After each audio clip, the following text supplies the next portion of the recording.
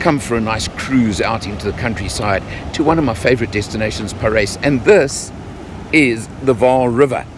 Look at it, raging torrent after all the rain over the last few weeks or so. The Vaal Dam, 110%. They say they've opened 5 sluice gates. They even were warning people to evacuate yesterday. But traveling is what we do, and it's in the cars that we travel in.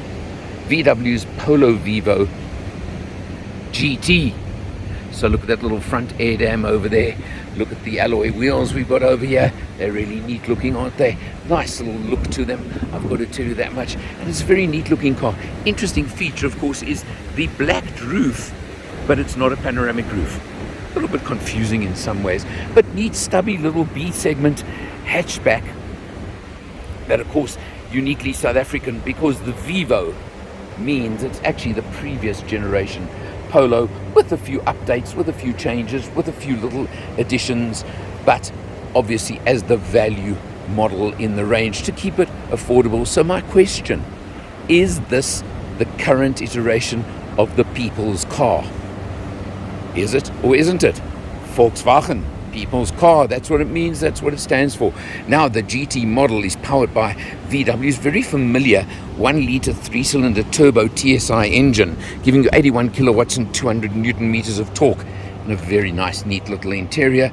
Look at all the red trim, look at all the red extras, even the aluminium type pedals over there, and it's got a 6-speed manual transmission. Show you more, gonna see a lot more. And of course, we'll show it to you on the road as well. So let's just see what happens next. So let's take a look at the space in the back seat of the POLO VIVO. Well, as always, driver's seat set for myself. For this segment of car, I'm more than happy with the space in the back seat. Legroom's good. Headroom's decent. Definitely built for 2, not for 3. And, well, I don't suppose I can complain at the fact that there aren't any USBs, but there's a cup holder there. How's that? So that's pretty neat for the back seat. You've got cloth trim as standard with lots of red accenting in it. So again, the sporty touch, because it's the GT model. So you want sporty, don't you? So there you go on that. I think that's pretty fair. Obviously, it is a B segment hatch, so your C-pillar is pretty standard, pretty sharp over there. Come around to the tail. You've got a nice spoiler over the rear hatch, and just the diffuser effect over there. Single tailpipe. What more do you want from a car like this? And take a look here. That's how you open the rear hatch. Works, doesn't it? Obviously not powered. Now, I've just spotted something very interesting about this car. The alloy wheels, which are nice looking alloys, are 17 inches. The spare wheel over here is not a space saver or emergency wheel, but it's a 14 inch. Just pretty interesting, I thought. Look, a spare wheel is a spare wheel. It's for emergency use, so I'm not going to complain about it, but just quite an interesting factor there. But hopefully you never need it. Allen test time. Yes, a fairly high load lip, but I mean, that's again very standard for B segment hatch. But let's take a look how we go. Again, for B segment, I'm going to rate this a 1.25 Allen. And that's pretty big for a B segment hatch. I think that's actually quite impressive. So again, nice going VW. As I mentioned earlier, in the POLO VIVO range, you get 1.4 and 1.6 litre naturally aspirated engines, or this top model.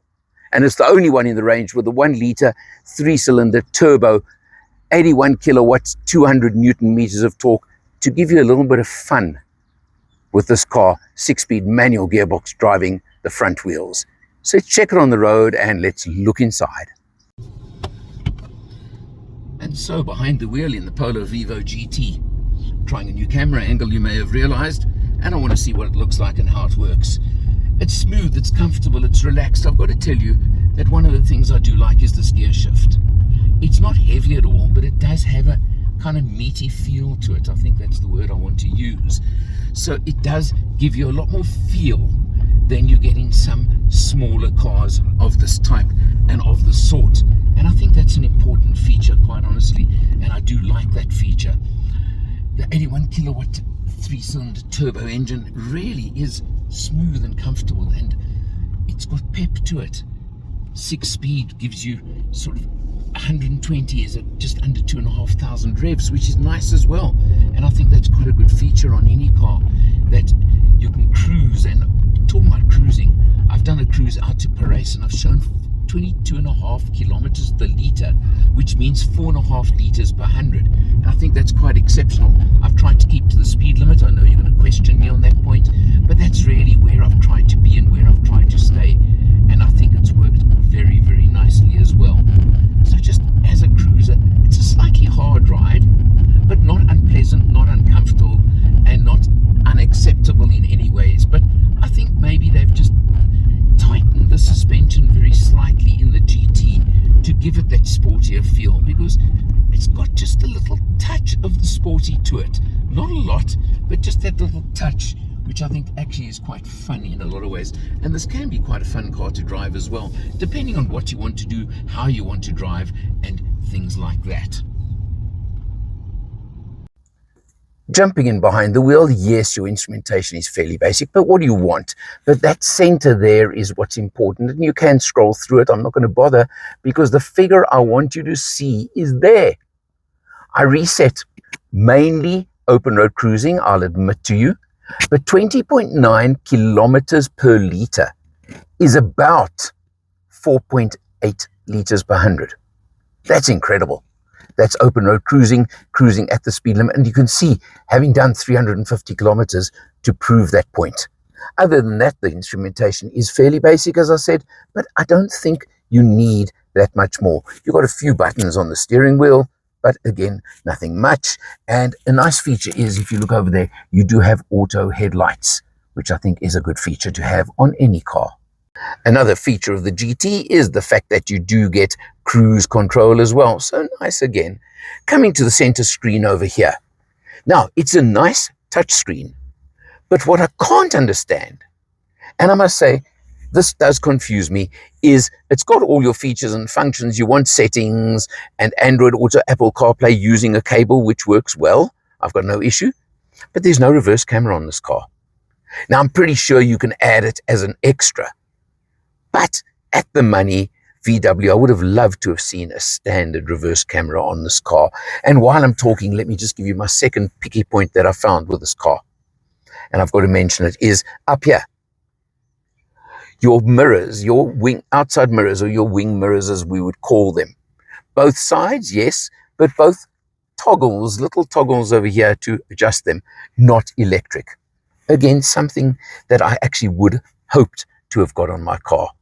So, two little picky points, VW. I'm sorry, I've got to tell you, I do have those. You come down below over here again in the center, and you've got good old-fashioned turning knobs for your aircon system, which works well. Your demister works well. All of that, nice, perfect to me. Below here, you've got a good space, good storage space for your phone over there, cup holders, one USB and one 12-volt at the front over here. That's more than okay. And as I said, this cable worked with Android Auto perfectly well. 6-speed manual gearbox. I've got to mention this for a moment because it really is a slick, nice gear shift to work with. I would call it a meaty shift. It's not the lightest like you get on some B segment hatches, but then this is the performance version, so it gives you a bit of feel to it. And I use the word meaty. I actually enjoyed it. It's the kind of car coming through the twisties to hearties. I really enjoyed going up and down the gearbox a few extra times just because it's a nice one to work with. And a good old-fashioned handbrake, I've got no issue with it. So let's summarize. B segment hatches. The Polo Vivo, as I've said, is actually the previous generation Polo with a few updates, with a few extras, and in this one with the latest and probably the best engine available in the sense of the most power, most performance that you're going to get. So I see what they're doing. It's a South African tradition started by VW with the City Golf years ago to continue with the previous generation to give you the value. But it's also not a cheap car. At 363,000 Rand, again, German engineering, German quality, use what you want. We all know where the competition price-wise is coming from. I'm not going to mention it because let's separate it from that. Polo, VIVO have sold in their thousands every month for a very, very good reason.